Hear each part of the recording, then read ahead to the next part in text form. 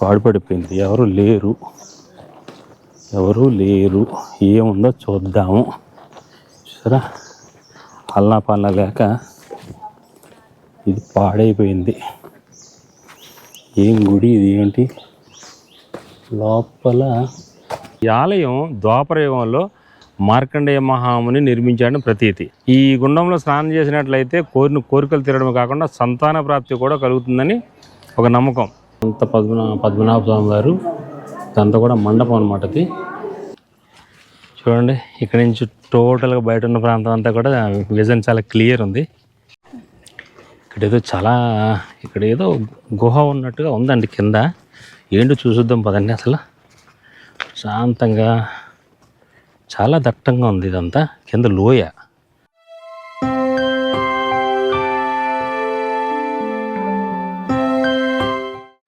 హిందూ బంధువుల స్వాగతం. నేను మీ వెంకటరాంబాబు. మీకు మళ్ళీ మరొక ప్రాచీనమైన దేవాలయం చూపిందామని వచ్చాను. అది మీలో చాలామంది చూసే ఉండవచ్చు. అయితే మన కళ్ళతో మనం చూద్దాం. ఈ ఆలయానికి ఉన్న ప్రతిష్టత ఏంటంటే శ్రీ అనంత పద్మనాభ స్వామి దేవాలయం, అనంతగిరి. ఈ ఆలయం ద్వాపరయుగంలో మార్కండేయ మహాముని నిర్మించాడని ప్రతీతి. అయితే ఇక్కడ ఉన్న వాతావరణానికి తపస్సు చేసుకోవడం అనుగుణంగా ఉంది అని చెప్పేసి ఆయన ఇక్కడ తన యోగ సాధన చేసుకోవడానికి మార్కండేయ ముని సంకల్పిస్తాడనమాట. సో దానికి అనుగుణంగా ఇక్కడి నుంచి ప్రతిరోజు కాశీకి తన యోగా మార్గం ద్వారా వెళ్ళి స్నానం చేసి వస్తూ ఉండేవాడు అనమాట. ఒకసారి ప్రాతకాలాన్ని ద్వాదశి ప్రవేశించడంతో ఈయన వెళ్ళలేకపోతాడు కాశీ.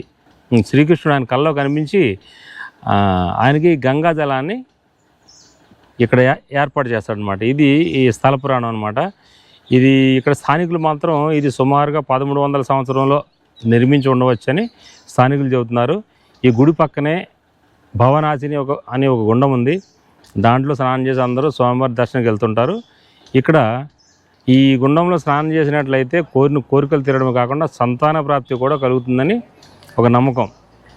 అలాగే ఇక్కడ ఉన్న మరొక చరిత్ర ఏంటంటే రాజర్షి ముచ్చుకుందుడు అనే రాజర్షి చాలా కాలం రాక్షసులతో యుద్ధం చేసి ఇక్కడ విశ్రాంతి తీసుకోవడానికి వచ్చి గాఢ నిద్రలోకి వెళ్ళిపోతారు అనమాట. ఆయనకి ఇంద్రుడి ద్వారా ఒక వరం ఉంది, ఈయన నిద్రని ఎవరు భంగం కలిగిస్తారో వాళ్ళు అగ్నికి ఆహుతి అయిపోతారని. సో ఆ పరిస్థితుల్లో కాలయవనుడు అనే రాక్షసుడు ద్వారకు వెళ్ళి శ్రీకృష్ణ బలరాముని తీసుకొని ఇక్కడికి వస్తాడనమాట. ఆయన నిద్రభంగం కలగడంతో కాలయవనుడు మరణిస్తాడు. అప్పుడు శ్రీకృష్ణుడు ఆ ముచ్చుకుందుడు అనే రాజుకి అనంత పద్మనాభ రూపంలో దర్శనమిస్తాడనమాట.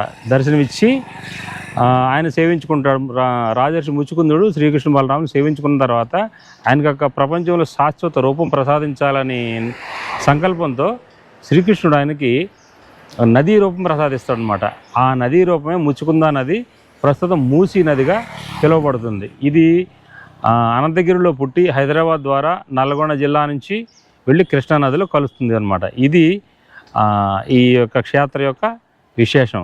మరి ఇంకెందుకు మనం వెళ్ళి ఆ క్షేత్రాన్ని చూసుద్దామా? ఇక్కడ ప్రకృతి రమణీయత, ఋషులు కానీ ఎవరు కానీ సాధన చేసుకోవడానికి, తపస్సు చేసుకోవడానికి కొండ గుహలతో, పచ్చని చెట్లతో, దట్టమైన అడవితో చాలా రమణీయంగా ఉంటుంది. మరి ఎందుకు మనం దర్శనం చేసుకుని ఆ కొండ గుహలన్నీ కూడా చూసుద్దాం. వెళ్దాం. ఇప్పుడు మనం ఆల్మోస్ట్ దేవాలయం వరకు వచ్చేసాం. అనంతగిరి హిల్స్ మనం శ్రీ అనంత పద్మనాభ స్వామి దేవాలయం వరకు వచ్చేసాం అనమాట. ఇక్కడ వాతావరణం అంతా ఎలా ఉంటుంది, ఇక్కడ చుట్టూ చూడండి ప్రకృతి రమణీయంతో ఎంత చక్కగా ప్రశాంతంగా ఉంటుంది. ఈ దేవాలయం దగ్గర ఇంకొంచెం ముందుకు వెళ్ళినట్టయితే ఇంకా పచ్చగా ప్రశాంతంగా ఉంటుంది. ఇక్కడ స్టేట్ బ్యాంక్ ఆఫ్ ఇండియా వారి బ్రాంచ్ కూడా ఉంది ఇక్కడ, వికారాబాద్ శాఖ. ఇది అనంతగిరి.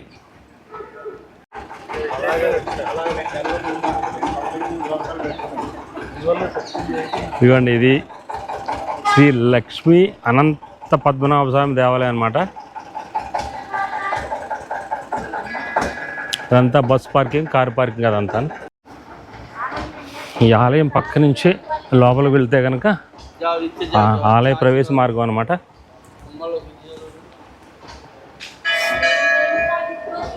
శ్రీ అనంత పద్మనాభ దేవాలయం ఎంట్రన్స్ వెళ్తున్నాం మనం.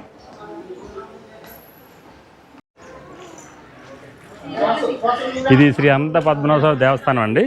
ఇలాగా కుడి చేతి పక్క వెళ్ళినట్టయితే భవనాశిని అని మన స్నానకుండం అనమాట. అది చూసి వచ్చిన తర్వాత మనం ఆలయ దర్శనానికి వెళదాం. చూడండి, ఏరియా అంతా కూడా దట్టమైన అటవీ ప్రాంతం. చెట్లు కూడా ఎంత ఒత్తుగా ఉన్నాయో చూసారా. కాస్త ఇక్కడ గుడి దగ్గర ఈ శానిటైజేషన్ కొంచెం భక్తుల రద్దీ వలన కొంచెం తేడా వచ్చినప్పటికన్నా కొంచెం ముందుకెళ్తే ఇంకా చాలా బాగుంటుంది. చూడండి, కిందకి వెళ్ళే కొద్దీ ఎంత ప్రశాంతంగా ఉంది వాతావరణం. చూడండి, ఇక్కడి నుంచి ఇలా స్నానం చేసి వచ్చిన తర్వాత ఈ మెట్ల మార్గంలో కూడా గుళ్ళోకి వెళ్ళచ్చు. ఈ మార్గం వచ్చిన మార్గంలో వెళ్ళినా వాటిని ముందు నుంచి వెళ్ళచ్చు. ఇలా కూడా మనం ఆలయంలో ప్రవేశించవచ్చు అనమాట. సరే, మనం అయితే భవనాశిని నది దగ్గరికి వెళ్దాం. పదండి, ఆ స్నానకుండం దగ్గరికి వెళ్దాం. చూసారా, పోను ఎంత చక్కగా ఉందో, ప్రశాంతంగా వాతావరణం అంతా. ఇక్కడ మంచినీళ్ళ ట్యాంక్ పెట్టారు, తాగే నీరు.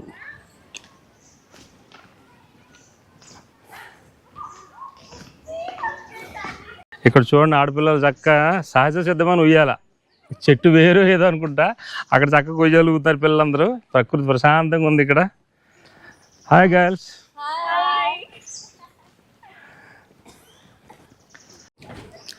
ఇలా మెట్ల మార్గం ద్వారా కిందకి దిగాలండి. మార్గం అంతా కూడా క్లీన్గా ప్రశాంతంగా శుభ్రం చేసి ఉంచారు. గుడి దగ్గర మన భక్తులే కొంచెం తాగేసిన గ్లాసులు బాటిల్ పడేసి తప్పిస్తే రిమైనింగ్ ప్లేస్ అంతా కూడా ప్రకృతి సిద్ధంగా చక్కగా ప్రశాంతంగా శుభ్రంగా ఉంది. చూడండి, ఇక్కడ ఏదో గ్రిల్స్లా కట్టి ఉంది. ఈ ప్రాంతం ఏంటండి, ముందుకెళ్ళి తెలుసుకుందాం.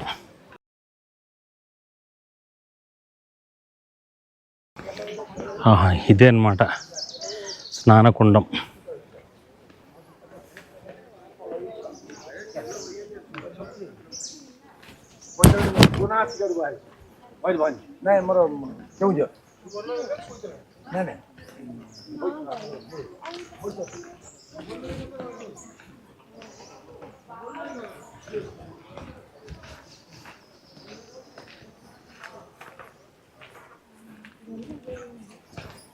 ఏదో గుడి ఉంది.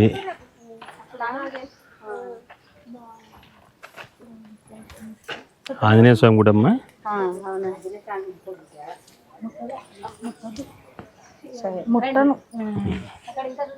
జై హనుమాన్జీకి.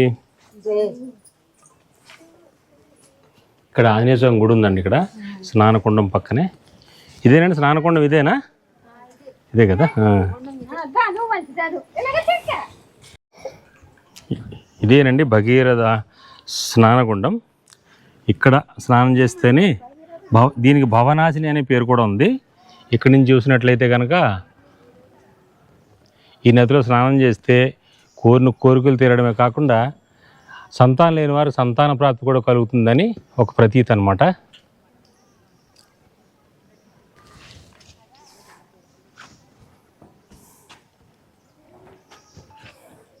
ఇక్కడ ఏదో పాడుపాటు భవనం ఉంది. అప్పుడు దేనికి వాడేవారు తెలియదు మరి.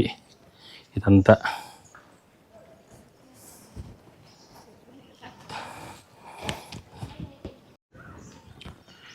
ఈ పక్కనే మనకి శివాలయం ఒకటి ఉందండి. దర్శనం చేసుకుని మన పూజారి గారిని అడిగి విశేషాలు తెలుసుకుందాం.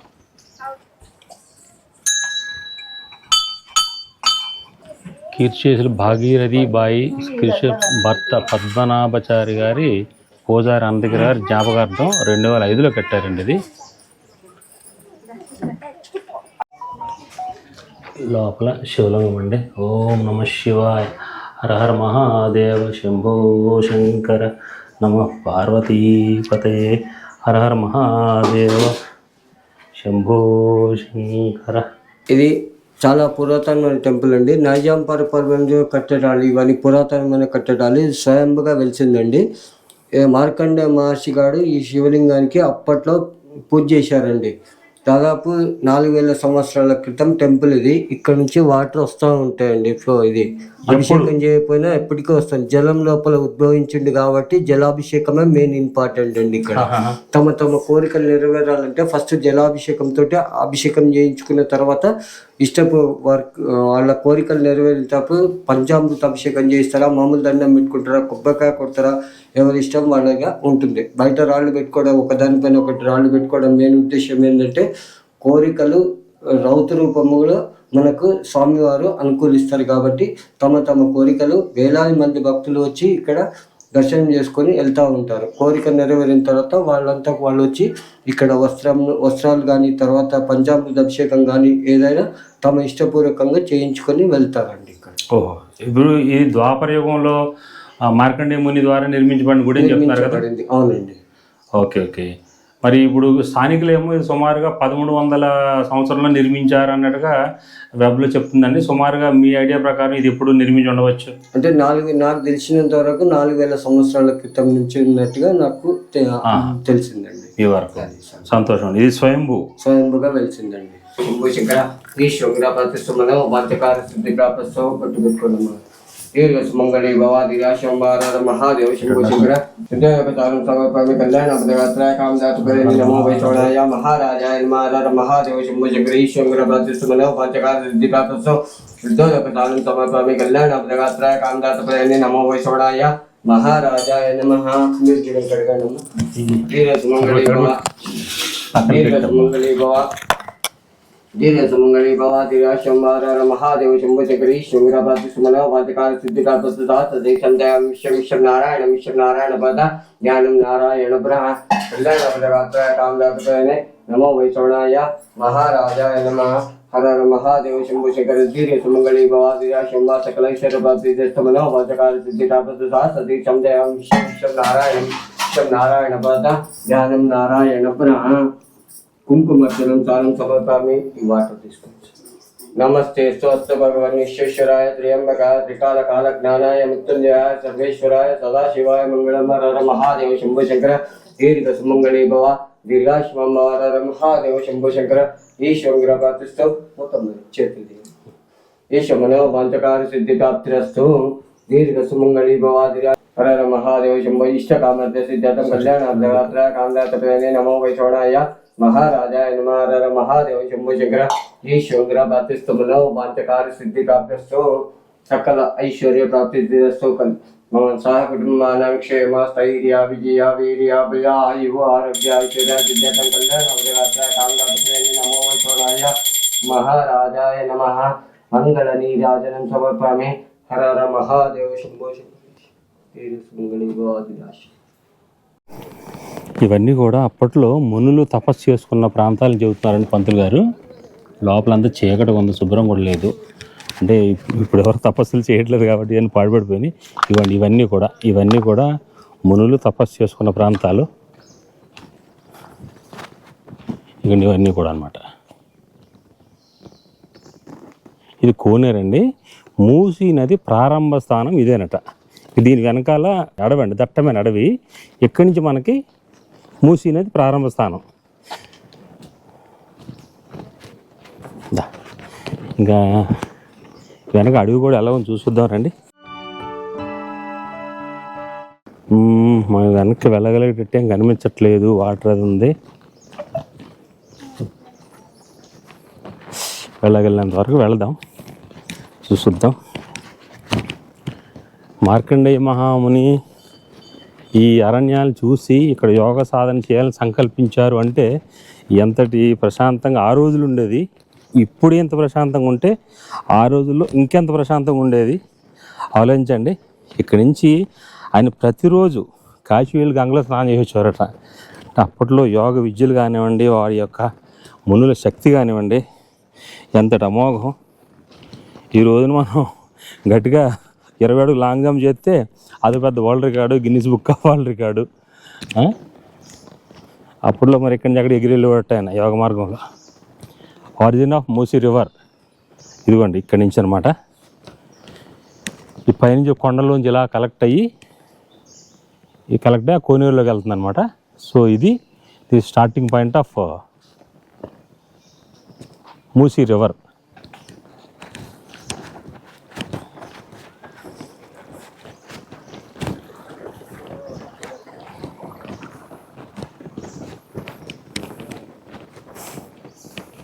ఇది 100 years ఆఫ్ మ్యాంగో ట్రీ, 100 సంవత్సరాల మామిడి చెట్టు అట్టండి ఇది. ఈ మామిడి చెట్టు వయసు 100 సంవత్సరాలు. ఎంత పెద్దగా ఉంది చూడండి. ఇక నుంచి దట్టమైన అడవి స్టార్ట్.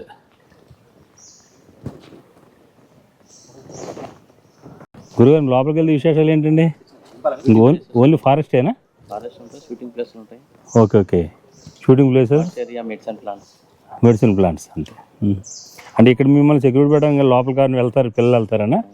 ఓకే అండి, థ్యాంక్ యూ.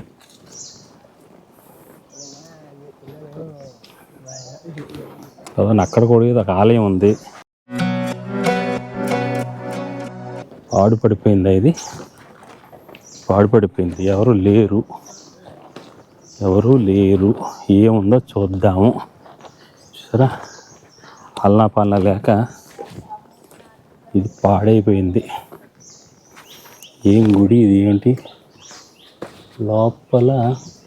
థింక్ స్వామివారు ఎవరు ఉన్నారు, స్వామివారి విగ్రహం ఉంది, బట్ పూజలు లేవు. ఈ విగ్రహం మీకు ఎవరికైనా తెలిస్తే చెప్పండి. ప్రస్తుతానికి ఇక్కడైతే ఏ విధమైనటువంటి పూజలు లేవు. ఆలయం మొత్తం పాడుపడిపోయింది. ఆ సెక్యూరిటీ గార్డ్ని అడిగి ఈ ఆలయం ఏంటో కనుక్కుందాం. ఇక్కడ కూడా ఒక చిన్న టెంపుల్లా ఉంది.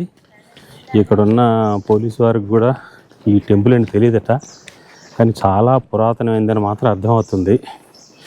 ఇందులో కూడా పూజలు విశేషాలు ఏమీ లేవు, విగ్రహం కూడా లేదు, కేవలం అలా ఉంది. సరే, ఇక మనం దైవ దర్శనానికి వెళ్దామండి.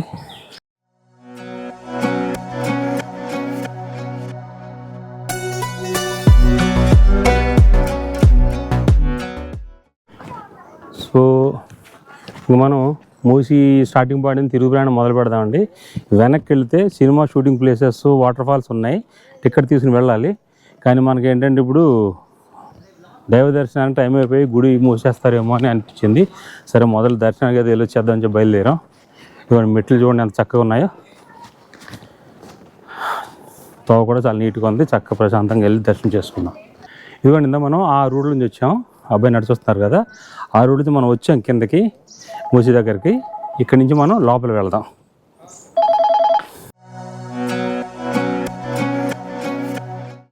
ఇక్కడ కళ్యాణ కట్ట అని రాసి ఉందండి, కానీ ప్రస్తుతానికి అటువంటి ఆనవాళ్ళు ఏమి లేవు. అంటే ఎవరిని మొక్కుకుని వస్తే బహుశా ఈ విధంగా ఇక్కడ తలనీళ్ళు తీస్తారనుకుంటా. ఆ ఎదురుకుండా అక్కడ అనంతకోటి ఒత్తులు వెలిగించు స్థలము. అనంతకోటి పద్మనాభ స్వామి గుడి కాబట్టి అనంతకోటి ఒత్తులు వెలిగించాలట. కార్తీక మాస దీపారాధన ఒత్తులు వెలిగించు స్థలం ఇది. అనంతకోటి దీపాలు వెలిగించే స్థలం కూడా ఇదేనట. అవతల పక్కన బోర్డు పెట్టారు. స్వామివారి దర్శనమునకు క్యూ లైన్ పద్ధతిలో పాటించవలెను. ఎదుగుకోండి, విగ్రహాలను పెట్టారు చూడండి. ఇక్కడ శ్రీ అనంత పద్మనాభ దేవస్థానం, స్వామివారి పుష్కర్ నుండి దేవస్థానం వరకు దాతల పేర్లు అన్నమాట ఇవన్నీ. ఇక్కడ మంచి విగ్రహాలు అన్నీ పెట్టారు చూడండి. పటాలు పెట్టారు. దత్తాత్రేయుడు, శ్రీకృష్ణుడు, వెంకటేశ్వర స్వామి అందరూ కూడా. శాసనంలో స్థలము, దారి.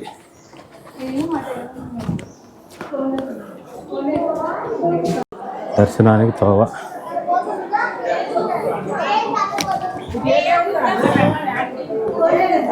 దర్శనమునకు అక్కడ ఇది ఉందమ్మా, భవనాశిని కుండం, స్నానకుండం ఉంది. దర్శనమునకు తోవ. అదిగోండి టెంపుల్ అంతా అది. దర్శనానికి ఇటు వెళ్ళాలి.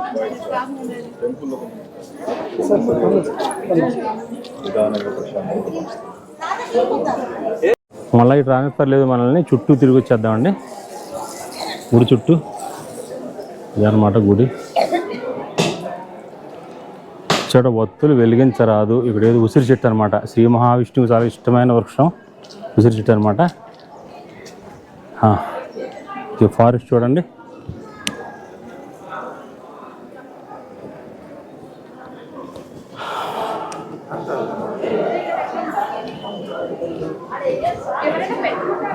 ఇది వెనక వైపు నుంచి గుడి అనమాట. సరే ఈ మన దర్శనంకి వెళ్ళొచ్చేద్దాం. ఇంకా వెళ్ళిన తర్వాత అక్కడ గర్భగుడి ఉంది. ఇదంతా మండపం చూడండి, చక్కటి కళాకృతి, అంత బాగుంది. ఇదనమాట గర్భగుడిలో మాత్రం గర్భగుడి నందు స్వామివారి ఫోటోలు తీయరాదు.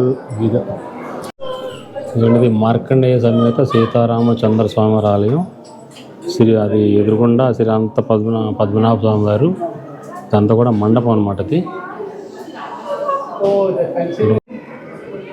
ఇదండి మన అనంత పద్మనాభ స్వామి మండపం లోపల ఎదురుగా నిలబడి తీస్తుంది అనమాట.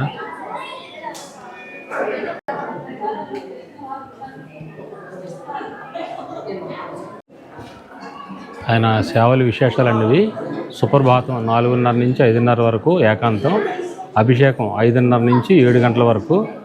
ఈ ఆలయం హైదరాబాద్కి సుమారు 75 కిలోమీటర్ దూరంలో ఉందండి. వికారాబాద్ నుంచి ఒక 6 కిలోమీటర్ దూరంలో ఉందన్నమాట. మనం ఏమనుకుంటామంటే వికారాబాద్, హైదరాబాద్లో ఉన్న వాళ్ళందరూ వికారాబాద్ మన పక్కనే ఉంది కదా, అనంతగిరి దగ్గరే ఉంది కదా అనుకుంటాం. కానీ ఈ ఆలయ విశేషం మాత్రం చాలా విశేషం అండి. మార్కండేయ మహాముని అంటే మామూలు వరప్రసాది. ఆయన యముణ్ణి ఎదిరించి పరమేశ్వరుని నమ్ముకుని ఆయన చావుని జయించినటువంటి మహాముని. మనకి తత్వం ఏంటంటే పరమేశ్వరుని నమ్ముకుంటే చావునే ఎదిరించవచ్చు. పరమేశ్వరుని ఏ విధంగా కొలుచుకోవాలి, ఏ విధంగా నమ్మాలి, ఆయన పాదాలు ఏ విధంగా పట్టుకోవాలన్నది మనం మార్కండేయ మహర్షిని చూసి నేర్చుకోవచ్చు అనమాట. సో ఇది మన మార్కండేయ మహర్షి యొక్క తపో ప్రాంతం. ఇది మెయిన్ ఎంట్రన్స్ అండి. ఇది ఇందాక మనం వచ్చింది వెనక మార్గం నుంచి వచ్చాం. ఇది మెయిన్ ఎంట్రన్స్ అనమాట. ఈ విధంగా ఉంటుందన్నమాట మెయిన్ ఎంట్రన్స్ నుంచి వెళ్తే.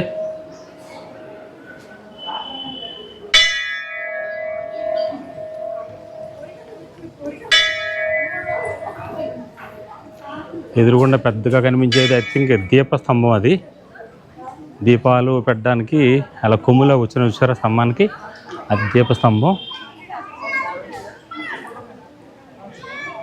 ఇది ఆలయ మండపం, మండపాలు ఇవన్నీ.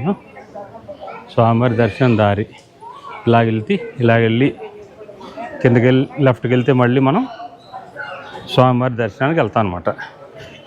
ఇది మెయిన్ మార్గం. ఇది ఇందాక మనం ఏం చేసామంటే మొదట మనం భగీరథ కుండానికి వెళ్ళి భవనాశిని కుండానికి అక్కడ స్నానం చేసి వెనక్కి వచ్చాం అనమాట. ఇదిగోండి మళ్ళీ ఇది ఆలయ ప్రాంగణం. సరేనా, మనం బయలుదేరదామండి వెనక్కి. ఇంకా మిగతా విశేషాలు ఏమన్నా చూద్దాం. ఇది అనంత పద్మనాభ స్వామివారి దేవస్థానం వారి వసతి గృహాలండి.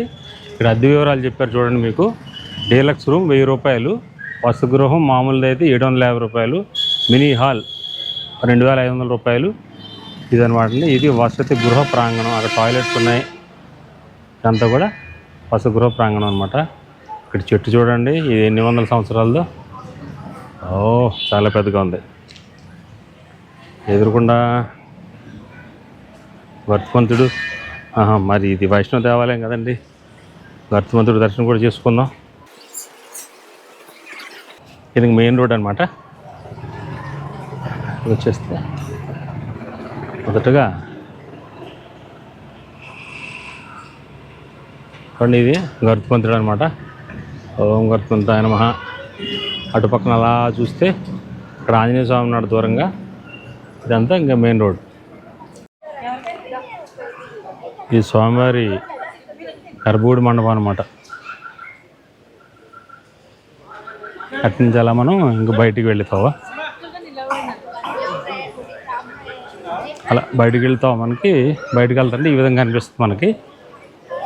ఇంకా లోపల దర్శనం అయిందని బయటికి వెళ్దాం. ఇంకా జలపాతాలు విశేషాలు అలాంటివి ఏమంటే చూద్దాం. ఇంకా షాపింగ్ మాల్స్ ఏం పెద్దగా లేవు, కానీ చిన్న షాపులో 2 ఉన్నాయి పిల్లలకి టాయ్స్ ఏదైనా కొనుక్కోనుకుంటే.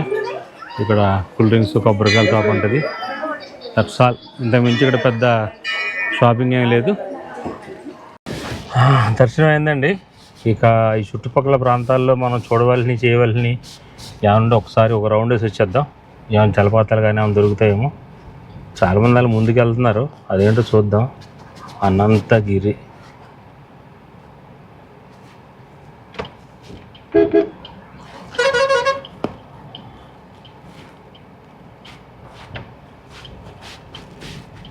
లోపలికి ఏముందంటారు ఇక్కడ చూడడానికి? ప్రధానమంత్రి ఖనిజ క్షేత్ర కళ్యాణ యోజన.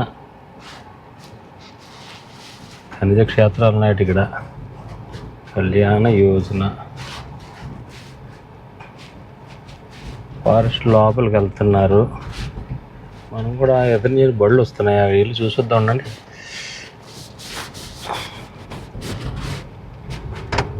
కానీ వాతావరణం మాత్రం ఎంత సూపర్గా ఉంది చూసారా. గ్రీనిష్, ప్రశాంతమైన దట్టమైన అడవి.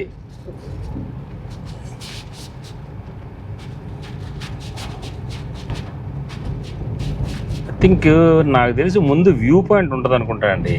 అక్కడికి వెళ్ళి వ్యూ పాయింట్ చూసుద్దాం.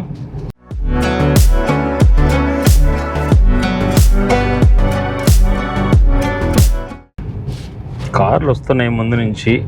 అంటే సంథింగ్ అక్కడ ఏదో చూడడానికి ఉందన్నమాట. అక్కడే చూద్దాం మనం కూడా. ఇక్కడ ఏదో గవర్నమెంట్ బిల్డింగ్స్ ఉన్నాయి. Department of biochemistry. వర్షాలకు రోడ్లు బాగా దెబ్బతున్నాయండి. కొంచెం ప్రభుత్వం దీని మీద శ్రద్ధ తీసుకుంటే బాగుంటుందని నా విజ్ఞప్తి. లోపల ఏముందండి? ఏం లేదా? థింక్ లాస్ట్ వ్యూ పాయింట్ ఉంటుందేమో ఇక్కడ. ముందేగా దుప్పట్లు పొప్పట్లు వేసేసుకున్నారు జనాలు. కార్లు ఆపేసుకున్నారు. ఇంకా దావతులు స్టార్ట్. వ్యూ పాయింట్ చూద్దామండి. వ్యూ పాయింట్ అక్కడి నుంచి ఎలా ఉంటుందో. అనంతగిరి కొండలు, అనంతగిరి గ్రామం అంతా కనిపిస్తాం మనకి. కానీ తోవ మాత్రం చాలా దారుణంగా ఉంది. రాత్రి వర్షం పడినట్టుంది బాగా గట్టిగా ఇక్కడ. అప్పుడు నడిచెళ్ళే వాళ్ళు చాలా ఇబ్బందులు పడుతున్నారండి. అది చూసారా, ఒక పిల్లల్ని ఎత్తుకునే వాళ్ళు గట్టమ్మట చాలా కష్టపడి నడుచుకుంటూ వస్తున్నారు. కాస్త అంత టికెట్ కూడా పెట్టారు. మనిషికి 30 రూపాయలు, కెమెరాకి 100 రూపాయలు. కొంచెం బాగు చేస్తే బాగుండేది. ఏదో అడ్వెంచర్ యాత్రలాగా ఉంది రోడ్డుని చూస్తుంటే. చెట్టు, ఇది చాలా పురాతనమైన చెట్టులాగా ఉంది, పెద్దది.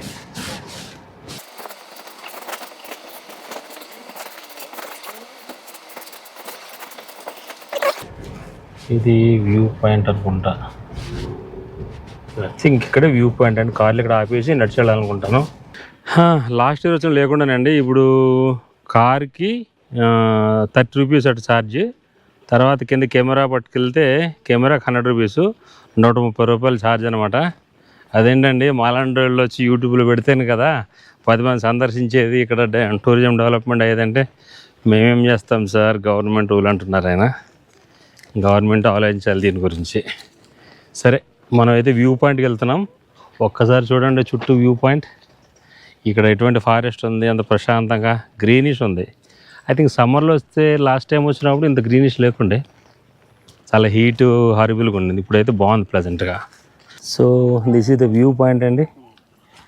చూడండి, ఇక్కడ నుంచి టోటల్గా బయట ఉన్న ప్రాంతం అంతా కూడా విజన్ చాలా క్లియర్ ఉంది. గ్రీనిష్. సమ్మర్లో వస్తే ఇంత గ్రీనిష్ ఉండదు నాకు తెలిసి. ఇది అనంతగిరి ప్రకృతి అందాలు. ఈ యొక్క ప్రశాంతతకి, ఈ ప్రకృతి రమణీయతకి ముగ్ధుడై మన మార్కండేయ మహాముని ఇక్కడ నుంచి ఇక్కడే ఉండి సాధన చేయాలనుకున్నారు. సో దానికి అనుగుణంగానే చూడండి ఇక్కడ అంత ప్రశాంతంగా ఉంది. నిజంగా మనలాంటి భక్తులు ఎవరిని వచ్చి కొంచెం హడావిడి అంటే సందడి చేయాలి తప్పిస్తే మన భక్తులు ఎవరు రాకపోయినట్టయితే కనుక ఇక్కడ ఎంత ప్రశాంతంగా ఉంటుంది. చక్కగా ఎక్కడంటే అక్కడ చెట్లు, ఏ చెట్టు కింద కూర్చున్నా మనం ఏదో కూర్చోలేము అనుకోండి. మునులు, యోగులు చక్కగా చెట్టు కింద కూర్చున్నట్టయితే వాళ్ళకి ప్రశాంతంగా ఎంతటి యోగ ధ్యానం కుదురుతుందని మనం అంచనా వేసుకోవచ్చు అనమాట. ఇక్కడేదో గుహ ఉన్నట్టుగా ఉందండి కింద. ఏంటో చూసుద్దాం పదండి. అసలు శాంతంగా చాలా దట్టంగా ఉంది ఇదంతా. కింద లోయ. థింక్ లోయ చాలా కిందకు ఉందండి. నాకు తెలిసి ఇక్కడ ఖచ్చితంగా ఇటువంటి అడవుల్లో రాత్రుల పూట క్రూర మృగాలు, వన్యమృగాలు సంచరించే అవకాశం ఉంటుంది. నేను ఇక్కడ ఏదో గుహ ఉందనుకున్నాను కానీ బట్ సంథింగ్ ఇక్కడ ఏదో ఓన్లీ చిన్న లోయ ఉందంతే. ఫారెస్ట్ మాత్రం చాలా థిక్ ఫారెస్ట్ అండి. మధ్యలో కార్లు వచ్చి తోగటం తప్పిస్తే మిగిలినంత థిక్ ఫారెస్టే. సో ఇది అనంతగిరి వ్యూ పాయింట్ అండి. వ్యూ పాయింట్ చూస్తాం కదా, ఇంకా వాటర్ ఫాల్ ఉందంటున్నారు. అది ఎక్కడ ఉందో ఏంటో చూద్దాం. ఉంటే కనుక తప్పకుండా అది కూడా చూపిస్తాం మీకు. సో అనంతగిరి హిల్స్ డివోషనల్గా అండ్ పిక్నిక్ స్పాట్స్గా కూడా చాలా ప్రసిద్ధి చెందింది ఇదంతా. రెండు విధాలుగా, ఒకరోజు చాలా కంప్లీట్గా స్పెండ్ చేయొచ్చు. మినిమం నెసరీస్ అన్నీ కూడా దొరుకుతున్నాయి ఇక్కడ. ఫుడ్ కావచ్చు, హోటల్స్ కావచ్చు, దేవస్థానం వారి సత్రాలు కావచ్చు, అన్నీ దొరుకుతున్నాయి. అలాగే ఈ వ్యూ పాయింట్ దగ్గర కూడా మీరు ఇలా చూడండి, చిన్న చిన్న స్టాల్స్, ఐస్ క్రీము, తర్వాత చెరుకు రసాలు సంథింగ్ అలా దొరుకుతున్నాయి. మరి ఏమీ దొరకని ప్రాంతం అయితే కాదు, అన్నీ దొరుకుతున్నాయి. సో హ్యాపీగా ఒక ఫ్యామిలీ కానీ 2-3 ఫ్యామిలీస్ కానీ కలిసి వస్తే చాలా బాగుంటుంది. ఈ వన్ డే చాలా ఈ ప్రకృతిలో స్పెండ్ చేసి వెళ్ళొచ్చు అనమాట. ఇంక మనం దర్శనం తర్వాత వ్యూ పాయింట్ అయిపోయిందండి. నాకు తెలిసి ఇంక ఇక్కడ చూడవలసిన పెద్దగా ఏం లేవు. ఇంక తిరుగు ప్రయాణం మొదలుపెట్టాం. ఇక్కడ మనకి తెలిసిన వాళ్ళు ఒకళ్ళు ఇక్కడే ఉన్నారట. వాళ్ళు ఏదో ఇక్కడే భోజనాలు చేసుకుని వంట అంతా చేసుకుంటున్నారు, భోంచేసి వెళ్ళడానికి పిలిచారు. వాళ్ళు కూడా కలిసి వెళ్దాం. మన సబ్స్క్రైబర్స్ కొంతమంది ఉన్నారు దాంట్లో, తర్వాత తెలిసిన వాళ్ళు ఉన్నారనమాట. ఎక్కడ ఆగలేదు, మెసేజ్ పెట్టారు లొకేషన్ ఒక 10 కిలోమీటర్స్ ఇక్కడికి. ఎనీహౌ మనకి ఇక్కడ దర్శనంతో పాటు సబ్స్క్రైబర్ల దయ వల్ల మనకి భోజనం కూడా ఏర్పాటైంది. వాతావరణం మాత్రం చూడండి, రియల్లీ నాకు ఇలాంటి ప్లేసెస్లోకి వస్తే మాత్రం నిజంగా మనం ఏం మిస్ అయ్యామో, మనం ఏ లైఫ్ లీడ్ చేస్తున్నామో అర్థమైతే చాలా నాకు ఏదో బెంగగా ఉంటుందన్నమాట. ఇలాంటి ప్రకృతిలో నన్ను అయితే మరి మీ ఎక్స్పీరియన్సెస్, మీ భావం ఎలా ఉందో కామెంట్లో తెలియజేయండి. నాకైతే మాత్రం ఇలాంటి ప్లేస్లో నన్ను ఎందుకు పుట్టించలేదు, లేకపోతే ఉత్తరాఖండ్ వెళ్ళినప్పుడు, జమ్మూ కాశ్మీర్ వెళ్ళినప్పుడు, అమర్నాథ్ యాత్ర వెళ్ళినప్పుడు అటువంటి చోట్ల కూడా అసలు ఇలాంటి ప్లేసులు ఎందుకు పుట్టలేదని. అఫ్కోర్స్ నేను పుట్టింది కూడా కోనసీమ, చాలా బాగుంటుంది. బట్ ఇప్పుడైతే అది ఓఎన్జీసీ అది వచ్చిన తర్వాత ఆ ప్రాంతం అంత అందంగా అయితే ఏం లేదు. చేపల చెరువులు అవన్నీ వచ్చిన, ప్రాన్స్ కల్చర్ వచ్చిన తర్వాత ఏరియా అంతా చాలా వరకు పాడైపోయింది. బట్ స్టిల్ నా బాడీలో ఉన్న ఎవ్రీ సెల్ కోరుకుంటూ ఉంటుంది ఇలాంటి ప్లేసెస్లో అట్లీస్ట్ వానప్రస్థ ఆశ్రమంకి చేరుకుని ఒక అవకాశమైన ఇమ్మని దేవుని కోరుకుంటూ ఉంటాను. మరి మీ ఐడియాలజీ ఎలా ఉంది, మీ కోరిక ఏముంది, ఇలాంటి ప్రదేశాలు చూసినప్పుడు మీకు ఏమనిపిస్తుంటుంది దయచేసి కామెంట్లో తెలియచేయండి. నేను త్వరలో కొంచెం లేట్ అయింది వీడియోస్ పెట్టడం, మధ్యలో కొంచెం గ్యాప్ వచ్చింది. గ్యాప్స్ రాకుండా ప్లాన్ చేస్తున్నాను.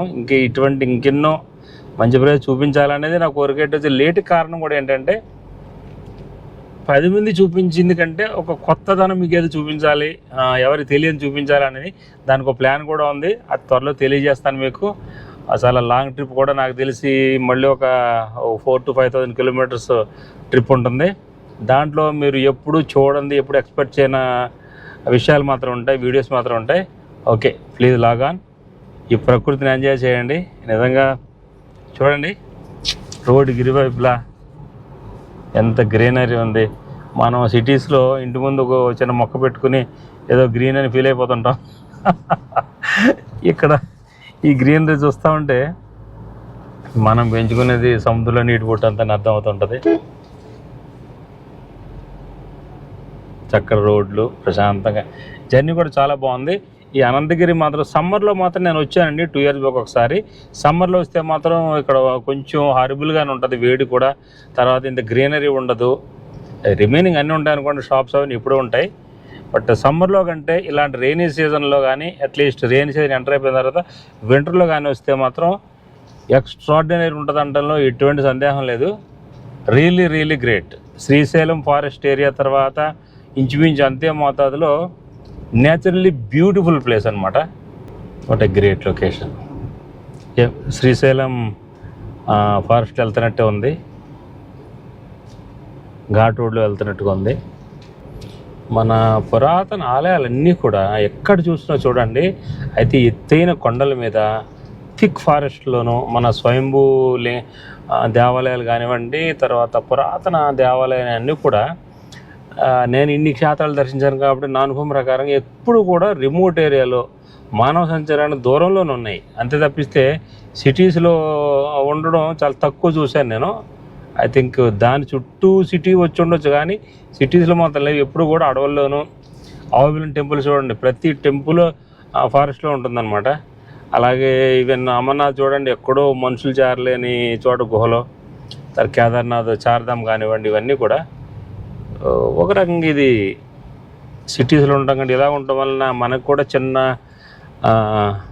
Change of mind, change of environment, ఒక ఆట విడుపు, ఇవన్నీ కూడా ఈ రిమోట్ ఏరియా ఉండటం వల్లనే జరిగిందని నేను అనుకుంటాను. నాకైతే అది ఇష్టం కూడా. ఇంకా ఆల్మోస్ట్ విలేజెస్లోకి వచ్చేసామండి. చూసారా, విలేజ్లోకి వచ్చేసరికి వాతావరణం ఎంత చేంజ్ ఉంటుంది చూడండి. అఫ్కోర్స్ గ్రీనరీ ఉంది, కానీ సివిలైజేషన్ ఉన్న చోట శానిటేషను, తర్వాత ఆ నేచర్ బ్యూటీ కొంచెం తగ్గిపోతూ ఉంటుంది. సివిలైజేషన్ స్టార్ట్ అయ్యే కొద్దీ మనిషి ఎక్కడెక్కడైతే ఉంటాడో అక్కడక్కడ ఆ ప్రకృతి అందం తగ్గిపోతూ ఉంటుంది. అంటే ఒక రకంగా అనుకోకండి, మనిషే ప్రకృతి చేటు. మనుషులు ఎక్కడ తక్కువగా ఉంటే అక్కడ ప్రకృతి ప్రశాంతంగా ఉండదు. ఇదిగోండి, మనల్ని భోజనం పిలిచిన బంధువులు, సబ్స్క్రైబర్స్ అందరూ. సత్యనారాయణ గారు, మీరు ఈ క్షేత్రాన్ని రావడానికి, ఇక్కడ రావడానికి కారణం ఏంటంటారు? ఏ విధమైన సమాచారంతో వచ్చారు? ఓకే, చూసారా, అందరూ భక్తితో అనంతపద్మ స్వామి దర్శనం చేసుకోవడానికి వచ్చారు. అమ్మ, మీరు కూడా దర్శనానికి వచ్చారు. దర్శనానికి వచ్చి ఇక్కడ భోజనాలు ఏర్పాటు చేశారు. మనల్ని పిలిచినందుకు చాలా సంతోషం. చూసారు, ఇక్కడ భోజనాలు ఏర్పాటు చేశారు. పాట పాడడానికి డాన్స్ నిలబడ్డారు. ఇదంతా కూడా చూసారు, ఎంత దేవుడి దర్శనానికి వచ్చి ప్రకృతిలో ఎంత ఆహ్లాదకరంగా ఉన్నారు చూసారా. ఏమంటే మీరు ఈ క్షేత్రానికి రావడం, ఎక్కడికి వచ్చారు, ఏంటి విశేషం, మీకు ఎలా తెలిసింది ఈ క్షేత్రం గురించి? మా హస్బెండ్ నాకు ఎక్కడికైనా చెప్పలేదు, తీసుకొచ్చారు. ఇక్కడికి వచ్చామంటే చెప్పకుండా తీసుకొచ్చారు. పోన్లేండి, మంచి మంచి ప్లేస్ తీసుకొచ్చారా లేదా? Okay okay, so happy. ఇందుకే అనంత పద్మనాభ స్వామి గురించి మీకు ఎలా తెలిసింది? మా చిన్న కొడుకు చెప్పాడు. ఓకే, 3 times వచ్చాడు మా బాబు. ఎలా కనిపించింది మీకు క్షేత్ర దర్శనం, వాతావరణం అంతా ఎలా కనిపించింది? ఫస్ట్ టైం కదా, చాలా మంచిగా అనిపించింది. ఇంకా దేవుడి దర్శనం అయిపోయాక ఇది ఇంకా మంచిగా అనిపించింది. మనకి ఈ సంఘ సభ్యులందరినీ మనల్ని ఈరోజు ఆహ్వానించడం జరిగిందండి. ఈ పెద్దలందరికీ మనం కృతజ్ఞతలు తెలియజేసుకున్నాం. జై శ్రీరామ్. జై శ్రీరామ్.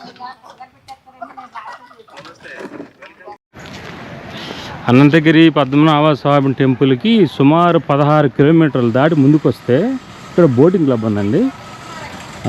బోటింగ్ ఉందట, అది చూడడానికి వస్తున్నాం. ఇదే ఏరియా అది. చూడండి, ఇక్కడ కూడా వాతావరణం ఆల్మోస్ట్ ఏరియా అంతా కూడా ఫారెస్ట్ ఏరియాని, గ్రీనిష్, ప్రశాంతంగా ఉంది. చూద్దాం బోటింగ్ ఏరియాలో ఉందా. ఈ బోటింగ్ ఏరియా పేరు కోటిపల్లి అండి. కోటిపల్లి రిజర్వాయర్ అంటారు. చాలా ఆహ్లాదకరంగా ఉంటుంది. ఇక్కడ తప్పనిసరిగా రావండి ఇక్కడికి ఒకసారి. ఇక్కడ ఒక్కొక్కరికి 100 రూపాయల టికెట్ అండి. దాంతోపాటుగా 80 కిలోలు దాటిన మనిషికి ఎలవ లేదు. అలాగే 10 సంవత్సరాల వయసు కంటే తక్కువ ఉన్న పిల్లలకి ఎలవ లేదండి ఇక్కడ. ఎందుకంటే అన్ని ప్లాస్టిక్ పడవలు అనమాట. దాని గురించి సెక్యూరిటీ ప్రికాషన్స్ తీసుకున్నారు.